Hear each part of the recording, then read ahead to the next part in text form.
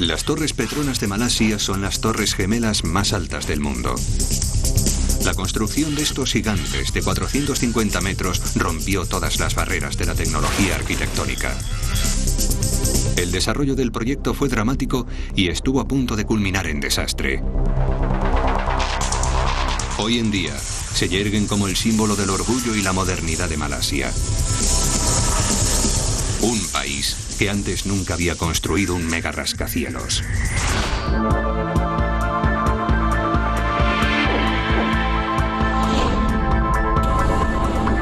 Megaestructuras.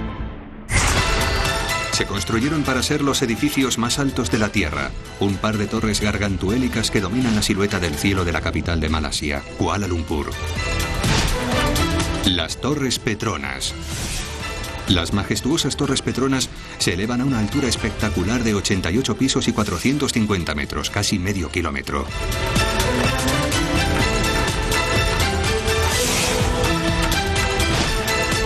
Se tarda todo un mes en limpiar las 16.000 ventanas de una sola torre.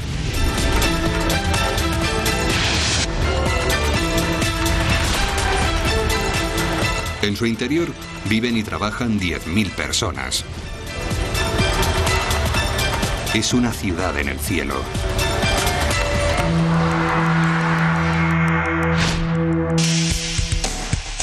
Pero la construcción de las torres supuso un desafío sin paralelo. A cada paso surgieron problemas inesperados que amenazaron el proyecto. Se levantan en el corazón de la región de monzones torrenciales de Asia. El suelo sobre el que se construyeron no era de lecho rocoso, sino de sedimento inestable. Las torres tuvieron que fabricarse de hormigón en vez de acero ligero. Fue un proyecto emblemático y de alto riesgo, con unos plazos de ejecución enormemente ambiciosos. ¿Por qué se decidió llevarlo a cabo? La humanidad siempre ha anhelado llegar más alto, escalar más arriba. Los edificios grandiosos simbolizan el poder, el éxito y el liderazgo tecnológico. La era de los rascacielos se inició hace unos 100 años. Nueva York y Chicago compitieron por el título del edificio más alto del mundo. Cada torre gigantesca de cristal y acero que se levantaba era más alta que la anterior. Ahora vivimos en la era del mega rascacielos. Los edificios más altos de Nueva York eran las torres gemelas del World Trade Center, reconocidas en todo el planeta. Terminadas en 1977 alcanzaban los 417 metros. Pero no batieron el récord establecido en 1973 por la Torre Sears de Chicago, que era la máxima expresión del orgullo nacional y empresarial. La razón principal por la que la gente construye edificios altos es el ego. Se hace para diferenciarse de los demás. Es el orgullo, el ego. Siempre había sido un concurso estadounidense. Chicago había mantenido el título durante 2 décadas. Nadie se había atrevido a desafiarlo. Pero entonces un nuevo país se sumó a la carrera. El sudeste asiático inició la década de los 90 con la aparición de las mayores economías emergentes del mundo, los tigres de Oriente, hambrientos de éxito. Querían demostrar al mundo que existían. Un país entre todos ellos, Malasia, quiso colocarse en el mapa rompiendo el monopolio estadounidense de la construcción de megaedificios. Su primer ministro, Mahathir Mohamad, había convertido la nación en una potencia regional con visión de futuro. Estaba decidido a obtener el reconocimiento global y se fijó un reto que lo lograría. De los 5 países del sudeste asiático, Malasia era el menos conocido. Así que para que el mundo supiese que estábamos aquí, que habíamos llegado, necesitábamos algo espectacular y creímos que un edificio alto cumpliría esa función. Pero rozar los límites de la técnica significaba asumir grandes riesgos. El símbolo del orgullo nacional podría transformarse con facilidad en el espectro de la humillación nacional. Todo empezó en 1991. El solar del hipódromo de Kuala Lumpur estaba a punto de convertirse en el emblema de la nueva Malasia. El plan consistía en construir un par de rascacielos gigantes para alojar la Compañía Nacional Petrolífera Malaya, Petronas, que era la empresa más grande del país. Transformarían el aspecto de la capital. Pero había un problema. El primer ministro quería que fuesen altas y a la vez de estilo malayo, y eso no era fácil. La arquitectura tradicional malaya es decididamente horizontal.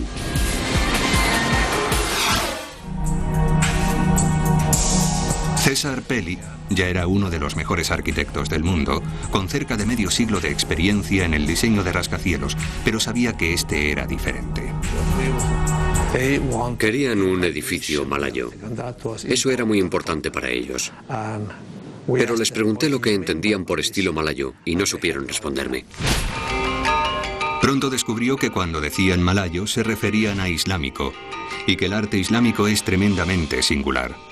Como la ley islámica prohíbe las imágenes humanas, utiliza diseños geométricos como círculos, plantas o letras del alfabeto.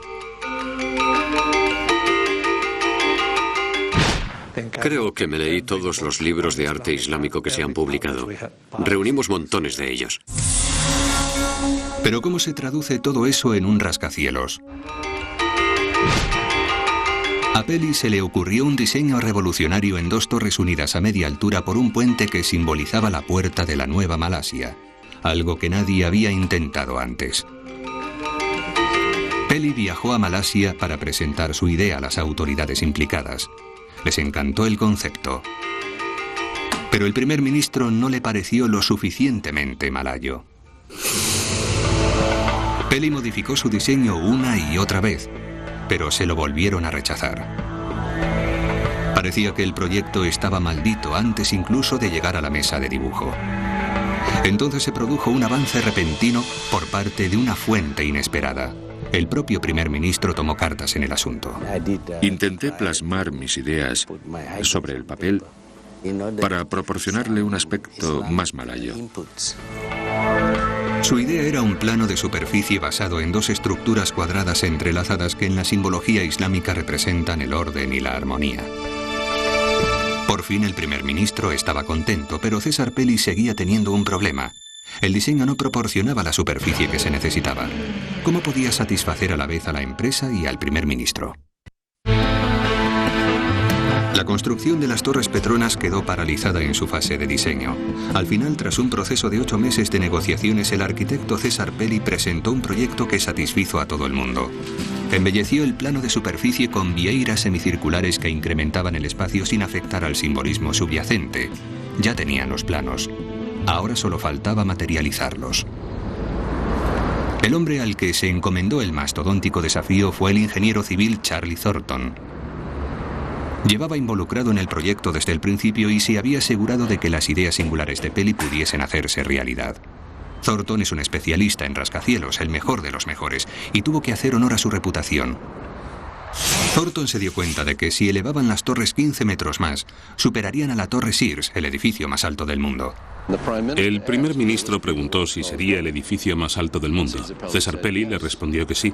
El primer ministro le preguntó si podía hacerlo y César me miró a mí y me dijo, Charlie, ¿podemos hacerlo? Yo le respondí, por supuesto. El primer ministro aprovechó la oportunidad de superar el récord del mundo. Las torres medirían 450 metros y serían el edificio más alto del planeta. Era un reto colosal. El plazo de ejecución era limitadísimo. Normalmente habrían tardado 8 años en construirse, pero el presupuesto de Malasia solo podía permitirse levantarlo en 6. Para mantener estimulados a los constructores, se estipuló que por cada día de retraso en la entrega tendrían que pagar 500.000 euros, 3,5 millones a la semana. Entonces los malayos hicieron algo muy poco habitual. Adjudicaron las contratas de las torres a 2 constructoras distintas. El primer ministro pensaba que la competencia ayudaría a cumplir los plazos. La presión era inmensa. Para cumplir los plazos, habría que trabajar ininterrumpidamente 24 horas al día, 7 días a la semana, con una carga de trabajo agotadora. Los malayos querían los mejores expertos para dirigir ambos equipos.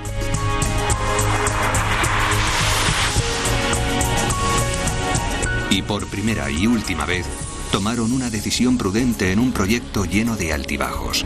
Acudieron al lugar con cultura centenaria en materia de rascacielos, Nueva York. Estos son los hombres que se pusieron al frente de los equipos rivales.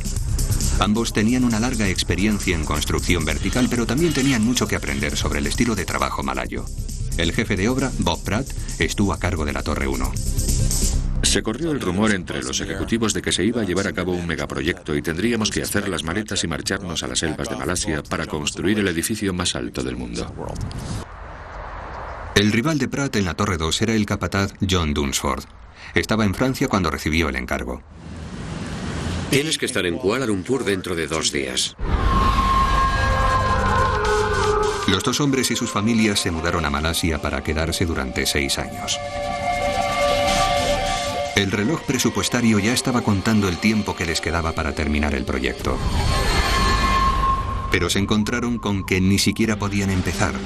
Chocaron con un obstáculo importante antes de vertir el primer cubo de hormigón. Había un problema con el subsuelo. Fue uno de esos momentos en los que sucede lo peor que te puedes imaginar. Los ingenieros descubrieron que nunca se había efectuado un estudio geológico de la zona. Se quedaron desconcertados.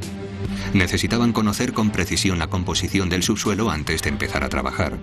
Se produjo un parón que costaba cientos de miles de euros cada día que se desperdiciaba. Los geólogos comenzaron a perforar cientos de agujeros en busca de muestras.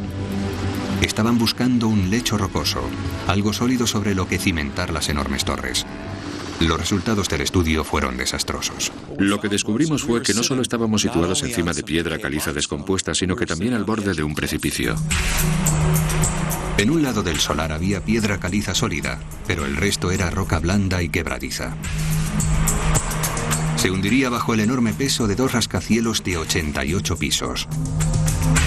Si los construían aquí, el suelo se inclinaría desigualmente hacia un lado y las torres se hundirían o se derrumbarían. El equipo podría terminar con las torres inclinadas de Malasia. Todo el proyecto estaba en peligro y el tiempo seguía corriendo mientras buscaban una solución. Tuvimos que renunciar a todas las ideas previas que teníamos, las olvidamos y concebimos algo diferente. La idea de Charlie Thornton era extremadamente atrevida. Propuso trasladar el edificio 60 metros sobre el subsuelo más blando. Parecía una locura, pero tenía un fundamento muy claro. Planificaron introducir una serie de pilares enormes a 120 metros de profundidad hasta llegar al estrato duro de debajo. Entonces podrían construir su propio lecho rocoso encima. Los edificios iban a colocarse encima de un enorme colchón de cemento. Estaban a punto de clavar las torres al suelo con los cimientos más profundos del mundo. La construcción comenzó por fin a principios de 1993. La obra de cimentación fue una tarea ímproba en sí misma. Si el hormigón se secaba desigualmente, el colchón se agrietaría y se debilitaría gravemente su capacidad para sostener el edificio gigante que tendría encima. Así que tuvieron que vertir todo el hormigón de una sola vez. Eso significó que hubo que vertir hormigón ininterrumpidamente durante 52 horas, una carga de camión cada 2 minutos y medio. Eran los cimientos más grandes de la historia de Malasia. La logística era abrumadora. A su cargo estuvo Charlie Chileya.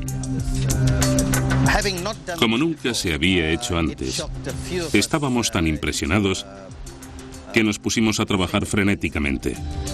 Durante las primeras 5 horas todo marchó bien. Entonces llegaron las lluvias a Kuala Lumpur. El equipo tuvo que reaccionar con rapidez. Contaban con la lluvia, pero no a esa escala. Eran lluvias tropicales torrenciales. El hormigón podía mojarse demasiado. Parecía que iban a fracasar ante el primer obstáculo. El más ínfimo desnivel a nivel del suelo podía traducirse en un enorme dolor de cabeza a 450 metros de altura. A menos que se tomaran medidas urgentes, los cimientos quedarían destrozados. Al equipo se le ocurrió una solución dramática. Cubrieron el solar entero con una carpa del tamaño equivalente a 56 carpas de circo. Gracias al paraguas más grande del mundo, al final los cimientos se terminaron con éxito. Nadie había vertido nunca tanto hormigón a la vez. Ese fue el primer récord que batieron las Torres Petronas. A principios de 1994, los equipos de ambas torres pudieron entrar en el solar y se inició la carrera hacia la cumbre. Fue una lucha encarnizada desde el principio. Nosotros salimos con ventaja. La Torre 1 se empezó primero. Bob Pratt empezó a trabajar en la Torre 1 con un mes de ventaja. Parecía que las posibilidades de John Dunsford de ganar el premio al edificio más alto se habían evaporado, pero se lo tomó con calma. No me decepcionó empezar con 30 días de retraso, era parte del plan. Y en 3 o 4 años de tu vida, 30 días no significan nada. Los constructores de ambas torres se encontraron con obstáculos desde el principio. Tuvieron serios problemas estructurales. Los primeros meses de trabajo fueron un desastre. Nada salía bien. Los plazos fijaban que había que construir cada uno de los 88 pisos en solo 4 días. Ellos estaban tardando 8. La rivalidad era cada vez más patente.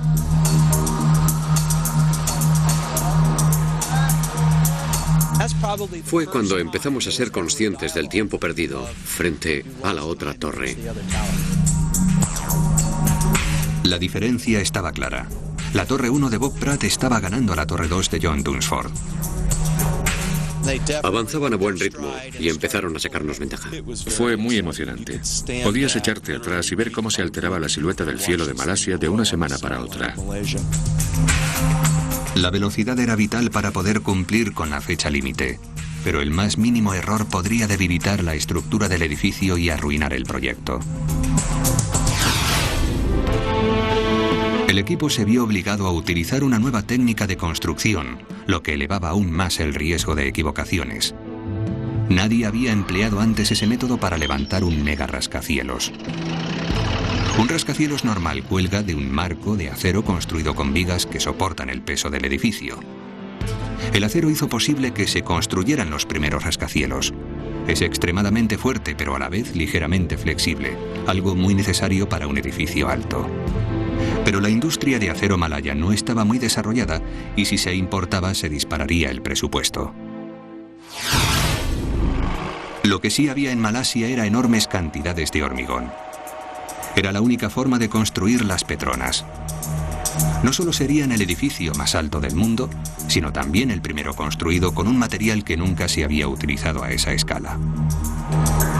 Se trataba de una tecnología sin probar. En lugar de un marco de acero para sustentar el peso del edificio, las torres Petronas utilizaron un anillo de 16 pilares de hormigón unidos por vigas. Entre ellos tendrían que sostener 270.000 toneladas, 7 veces y media el peso del Titanic. Nadie lo había hecho nunca con hormigón. El hasta entonces edificio más alto de Malasia solo medía 250 metros. Las torres Petronas iban a medir casi el doble. El hormigón convencional se habría desintegrado bajo ese peso. Los ingenieros de Petronas necesitaron una fórmula nueva: hormigón que funcionase como acero. No solo debía ser fuerte, sino también tener el grado de flexibilidad necesario para un edificio altísimo. Chicago es la cuna del rascacielos. Cerca de allí está CTL, uno de los laboratorios de pruebas de hormigón más grandes del mundo. El más mínimo cambio en la receta del hormigón podría causar grandes diferencias de rendimiento ante la presión. Y las torres Petronas elevarían la presión hasta el punto de ruptura o incluso más allá.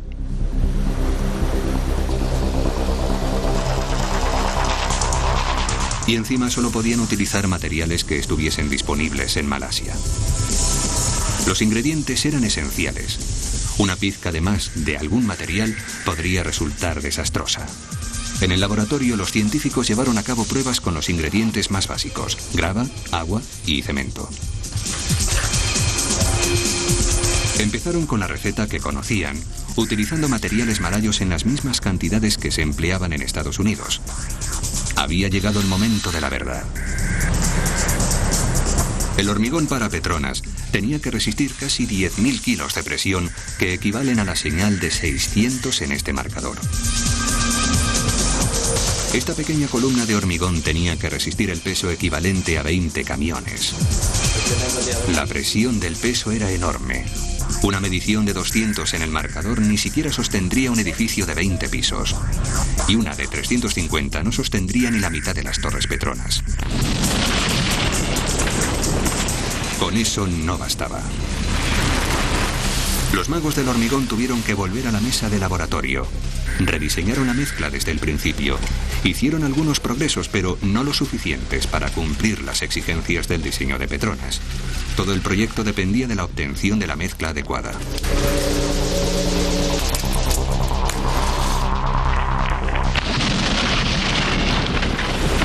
Probaron con aditivos tecnológicos como la sílica, un residuo de la fabricación de ordenadores que reducía las burbujas de aire del hormigón y lo reforzaba.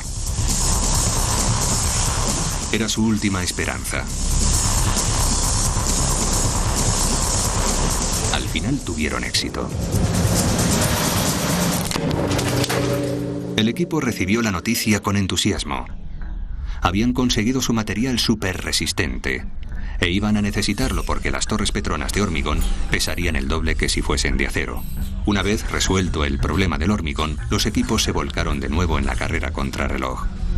La construcción de cada planta era una pesadilla logística en que había que mover en perfecta armonía 2.000 obreros, toneladas de material y equipo pesado. Fue un proceso muy complejo. Se construían los pilares de apoyo, se instalaba el suelo y se continuaba con el siguiente nivel, repitiendo el proceso una y otra vez. A medida que se elevaban los pisos, se trabajaba laboriosamente en la fachada del edificio, que era un verdadero rompecabezas de piezas encajables de 88 pisos. A pesar de la inmensa complejidad, las cosas parecían marchar bien. Entonces, se sometió a una inspección rutinaria una sección de hormigón súper resistente y no la superó.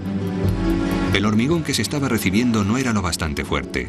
Alguien había alterado la receta.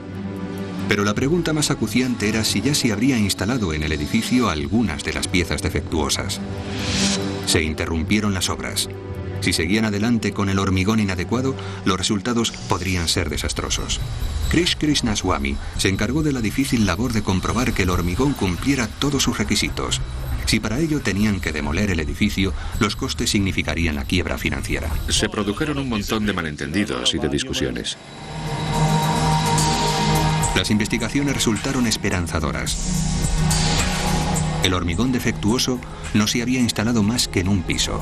Krish Krishnaswamy ordenó a los constructores que lo demoliesen y lo volviesen a levantar.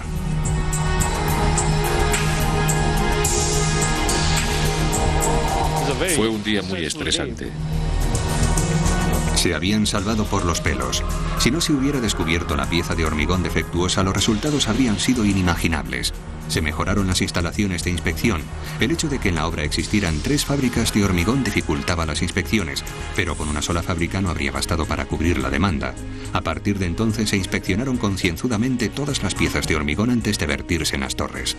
Se había perdido un tiempo precioso. Habían tenido que demoler parte de las torres antes de construirlas. Para el ingeniero jefe Charlie Thornton fue una operación embarazosa y cara. Nos dolió en nuestro orgullo y en nuestro sentido de la satisfacción. También nos dolió en el bolsillo. Lo más importante para ambos equipos de construcción era cumplir los plazos. Tenían que recuperar el tiempo urgentemente si no querían enfrentarse a cuantiosas multas. A medida que transcurría el tiempo, los dos equipos comenzaron a sentir cada vez más presión.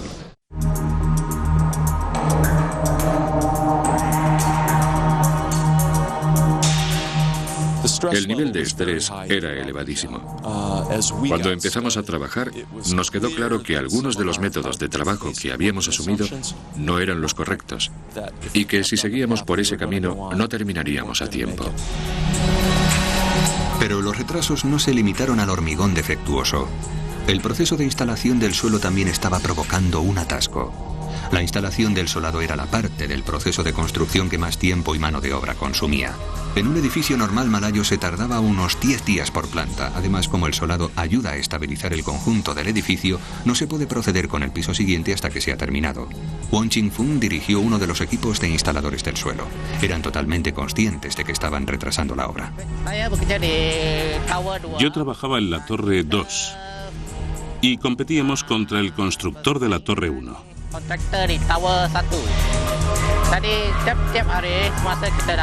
Todas las mañanas, cuando íbamos a trabajar, nos fijábamos en lo que habían adelantado en la Torre 1 y lo comparábamos con la Torre 2. Rediseñaron el sistema de solado desde cero para agilizarlo. Consiguieron reducir el ciclo a 4 días, pero eso no facilitó las cosas. Todavía tenían que trabajar 24 horas al día, 7 días a la semana, y la sobrecarga de trabajo se hizo insoportable. La obra nunca dormía. Teníamos que trabajar 7 días a la semana. Fue lo único a lo que dedicamos nuestras vidas durante 2 años. El esfuerzo sobrehumano empezó a dar su fruto. El desarrollo de la obra se ajustó por fin a los plazos. La Torre 1 de Bob Pratt ya iba por el piso 64. La Torre 2 de John Dunsford iba un poco más atrás por el piso 60.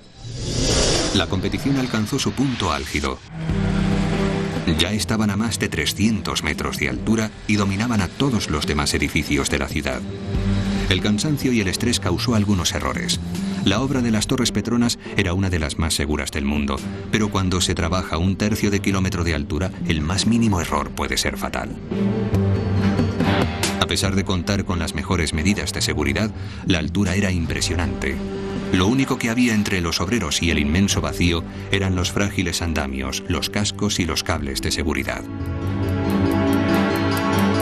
Hasta los más veteranos se quedaban a veces paralizados por el miedo. Miré abajo, desde una altura de 42 pisos. Si me caía, no tendría escapatoria. A mediados de 1995 solo faltaban 18 meses para terminar. Cuando las torres cobraron forma, empezaron a dominar la silueta del cielo de Kuala Lumpur. La atención comenzó ahora a centrarse en los obreros que trabajaban en su interior. No bastaba con levantar los muros, ahora había que dotarles de vida interior. El complejo iba a consistir en oficinas, un centro comercial y un auditorio para 800 personas. El mayor reto era trasladar a donde querían ir las 10.000 personas que iban a utilizar el edificio a diario.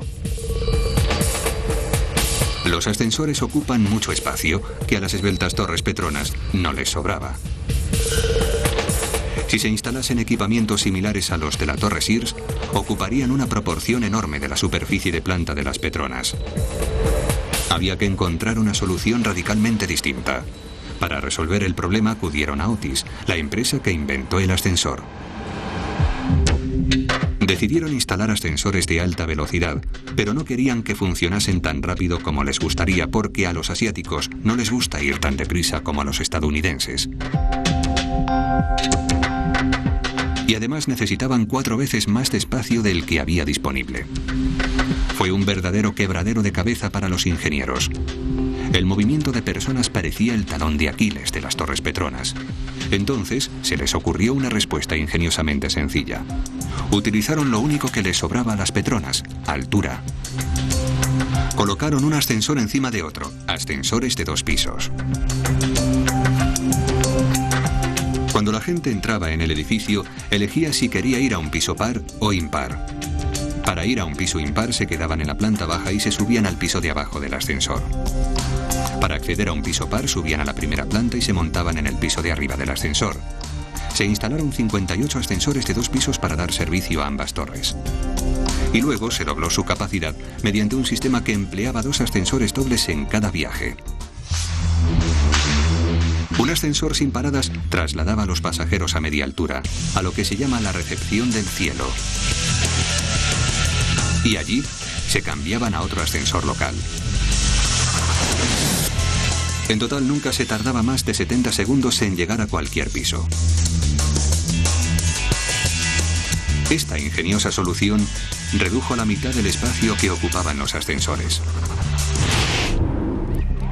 A finales de 1995 solo quedaba un año para que se cumpliese el plazo de ejecución. En la Torre 1, Bob Pratt sacaba una ventaja de 2 pisos a John Dunsford en la Torre 2. Iban 72 a 70. Iba ganando la carrera desde el principio. Estaban cumpliendo a tiempo los plazos. Y ya se veía el final del túnel cuando se produjo un desastre. Con un mega edificio de esta escala, los progresos se supervisaban concienzudamente. Bob Pratt estaba a punto de recibir malas noticias. El periodo más estresante para mí y para el equipo fue cuando el edificio alcanzó la planta 72. Nuestro supervisor nos vino a ver un día y nos dijo: creo que tenemos un pequeño problema. Tan pequeño que solo medía 25 milímetros. Había pasado lo peor. La Torre 1 no estaba recta. Se salía de la vertical 25 milímetros. Y lo que es peor, la noticia se filtró. Se trataba de un proyecto público y no solo estaba en entredicho la integridad estructural del edificio. Las Torres Petronas eran un símbolo de prestigio y no podían exponerse a semejante humillación. Si el equipo de Bob continuaba trabajando, la desviación de la vertical aumentaría cada vez más. No sabían qué hacer. Hasta el clima pareció conjurarse en su contra. Nos retrasaba todas las tardes. Después de llevar toda la mañana trabajando, todos los días, hacia media tarde, se producía el típico diluvio malayo de Kuala Lumpur.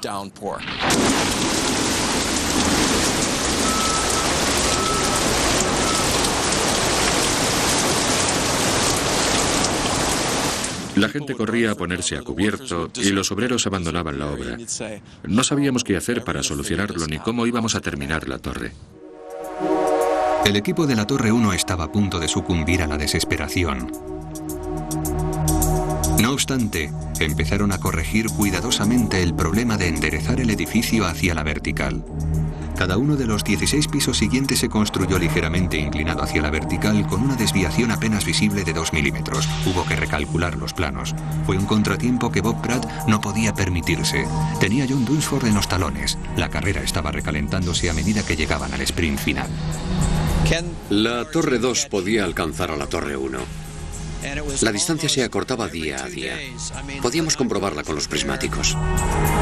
Las dos torres ya tenían 80 pisos, pero la seguridad de los rascacielos se convertiría en la siguiente pesadilla de ambos equipos.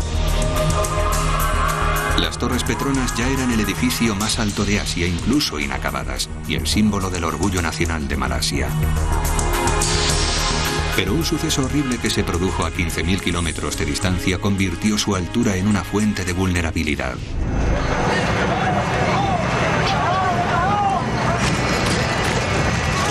En Oklahoma, en abril de 1995, Timothy McVeigh aparcó una furgoneta llena de explosivos junto al edificio federal Murrah, construido de hormigón.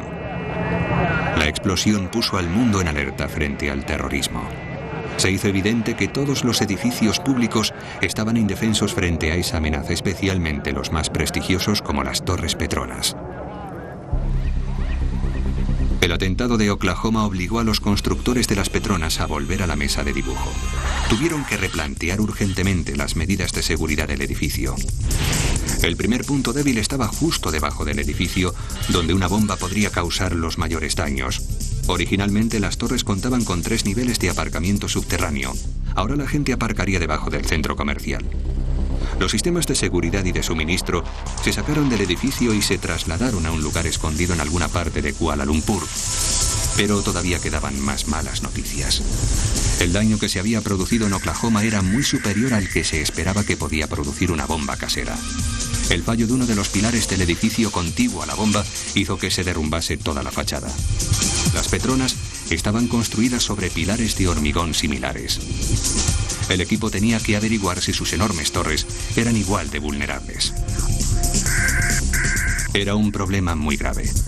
Con 80 pisos de altura levantados, era demasiado tarde para rediseñar las torres. Los cálculos de emergencia dieron un resultado sorprendente. Demostraron que las Torres Petronas no solo habrían resistido una explosión como la de Oklahoma, sino que cada una podía permitirse perder 3 de los 16 pilares principales que las sostenían. El penoso proceso de diseño y el compromiso de calidad habían tenido como efecto una estructura impresionantemente estable. Podían estar satisfechos de la resistencia del edificio en caso de atentado, pero la seguridad de sus ocupantes seguía siendo un problema.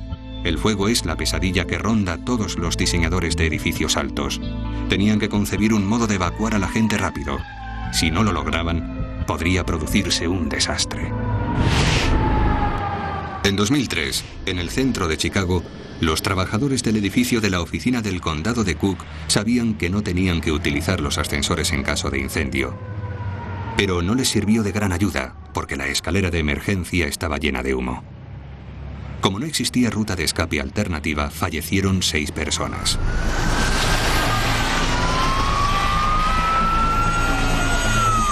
El equipo de las Petronas tenía que asegurarse de que un posible incendio no dejase atrapados a los ocupantes de los pisos superiores, donde no llegan las escalerillas de los bomberos. Pero tenían a su disposición 2 torres. Si lograban que los 2 edificios funcionasen como uno solo, cada torre podría actuar como vía de escape de la otra.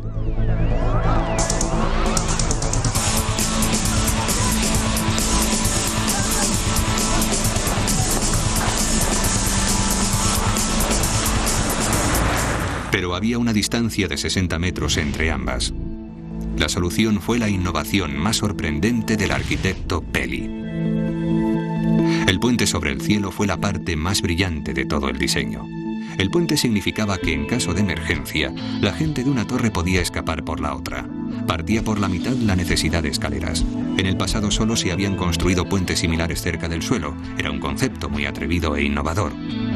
El puente sobre el cielo logró que las torres fuesen reconocibles instantáneamente en todo el globo. Fue el toque final del arquitecto César Pelli a su puerta del futuro. También fue una pesadilla para los ingenieros. Todos los edificios altos se mueven con el viento. Si las torres fueran independientes no importaría, pero con un puente fijo uniéndolas, los movimientos podrían tener efectos catastróficos. El equipo necesitaba que las torres se movieran lo menos posible. Esa fue la tarea de Charlie Thornton. Hay muchos edificios altos en los que cuando entras en el cuarto de baño y te fijas en el agua de la taza del inodoro, notas que se mueve, porque el edificio está oscilando.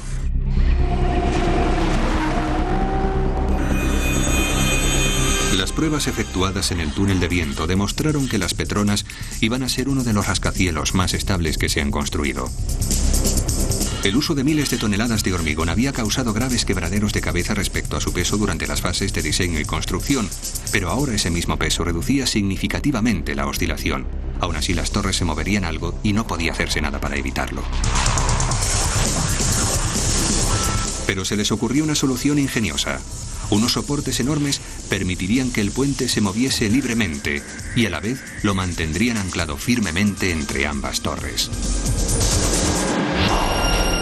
John Dunsford, el jefe del equipo de la Torre 2, recibió el encargo del puente y tuvo que izar la colosal estructura y colocarla en su sitio. Bob Pratt, de la Torre 1, se alegró de no estar en su pellejo. Pesaba 400 toneladas, más que un Boeing 747. Y teníamos que izarlas por el aire. Nos alegramos de que se lo encargaran a ellos. No queríamos más quebraderos de cabeza. Dependían del puente sobre el cielo para que el edificio fuese seguro. Si no podían colocarlo en su sitio, las torres serían una potencial ratonera para miles de personas. El equipo no podía permitirse que la operación de izado fallase. El propio primer ministro presenció la operación, al igual que el resto del mundo, gracias a los medios de comunicación internacionales. ¿Serían capaces de levantar el famoso puente? Si algo marchaba mal, sería un espectáculo bochornoso. John Dunsford decidió montar el puente sobre el suelo e izarlo a su posición en una sola pieza. Fue una pesadilla logística. El equipo de la Torre 2 se inspiró en las técnicas de construcción de puentes, que era lo más parecido a lo que podían recurrir. Izaron el puente mediante 16 gatos hidráulicos. Comenzaron a las 8:30 de la mañana con el objetivo de ascender los 170 metros y acabar la instalación en un máximo de 20 horas. Fue un proceso penosamente lento y plagado de peligros. Tras cada izado, de solo 30 centímetros a la vez, había que desatar los cables y reposicionar los gatos.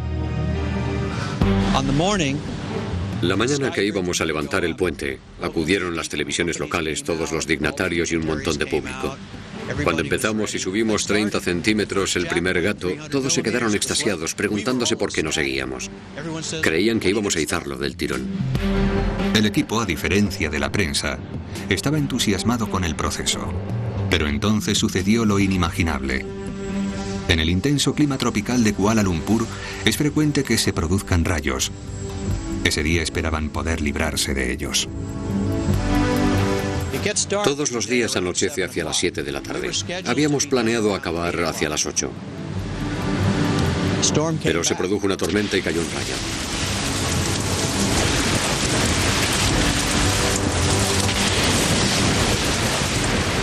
Todos los sistemas de control se apagaron, al igual que todas las luces.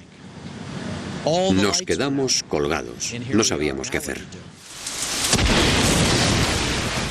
La obra quedó sumida en la oscuridad mientras el gigantesco puente colgaba en el vacío. Fue una pesadilla pensar que las 800 piezas que componían el puente podían empezar a caerse de una en una entre las dos torres. Los electricistas trabajaron urgentemente para reparar el sistema. El tiempo seguía corriendo. Al final, consiguieron arreglarlo, pero ya había pasado un día más. Y justo cuando creyeron que iban a culminar la operación, cayó un segundo rayo. El puente estaba a tan solo 7 metros de su destino. Pero el mal tiempo seguía cebándose en el puente de las Petronas.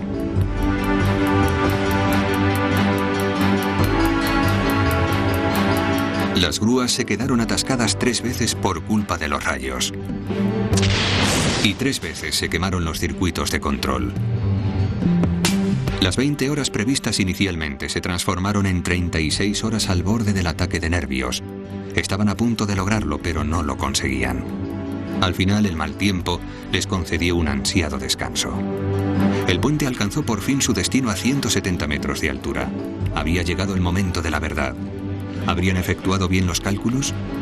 ¿Encajaría el puente en su gigantesco soporte? Finalmente, todo salió bien. El puente encajó a la perfección. Todos respiraron aliviados. La gente se preguntaba, ¿y ahora qué hacemos? Yo, que soy el típico estadounidense, les dije, vamos a la Torre 1. John y su equipo se apresuraron a cruzar el puente. Los últimos 3 metros eran vigas de acero sin revestir y luego había un espacio de 1 metro sobre un vacío de 170 metros. Lo saltaron y fueron las primeras personas que cruzaron entre las 2 torres. Las Petronas eran ya uno de los edificios más seguros del mundo. El espectacular puente sobre el cielo garantizaba una vía de escape a través de la otra torre. La emocionante carrera entre las 2 torres Petronas para ser el edificio más alto de la Tierra entró en su fase final. En diciembre de 1995 solo quedaban 2 semanas para terminar el exterior. El concurso había cambiado de cariz.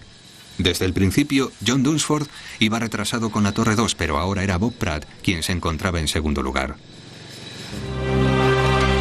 Pero acabar el piso 88 no significaba el fin de la carrera. Las torres Petronas todavía no eran tan altas como la Torre Sears de Chicago, el edificio más alto del mundo. Faltaba un toque final para coronar el proyecto: los pináculos. Los pináculos otorgarían a las Petronas el título de edificio más alto del mundo. El cálculo oficial incluía la altura de las agujas, mientras que las antenas de lo alto de la Torre Sears no contaban. Los pináculos eran unas estructuras gigantescas, unas columnas de acero de 60 metros con una altura de 15 pisos que acababan con una esfera en la punta. Fueron fabricados en el extranjero, uno en Corea y otro en Japón. El pináculo japonés, destinado a la Torre 1 de Bob Pratt, no se entregó a tiempo, pero no importó porque los malayos detuvieron la carrera. Para producir el máximo impacto en el público, se planeó izar los 2 pináculos a la vez. Fue una decisión consciente que tomamos. Queríamos que ambos pináculos se colocasen a la vez. Pero las cosas no sucedieron como estaban planeadas. Decidido a ser el primero, John Dunsford no cumplió las órdenes. La Torre 2 hizo trampas. Apenas hubo conversaciones entre los equipos de ambas torres sobre los pináculos.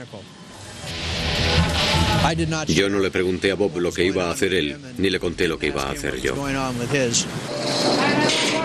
Bob Pratt ignoraba lo que estaba a punto de ocurrir. John Dunsford tenía un plan secreto para llegar el primero a la cima. Su equipo construyó el pináculo entero dentro de la torre, escondido a la vista. Nadie supo lo que iban a hacer hasta que fue demasiado tarde para detenerlos. En su equipo se respiraba un ambiente electrizante. Yo dije, la próxima vez que la veáis será más alta que la Torre Sears.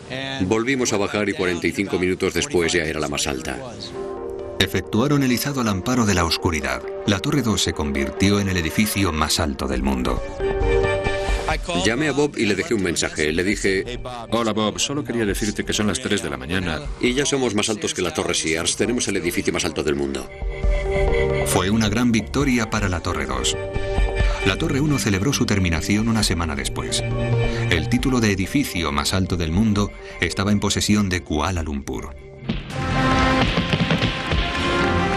Lo habían conseguido en el plazo límite de 6 años y les habían sobrado algunos días. Fue un logro impresionante. Las torres tuvieron un éxito inmediato. Creo que las Torres Petronas son absolutamente espectaculares. Su silueta única e inspiradora se ha convertido en el símbolo del país y de toda la región.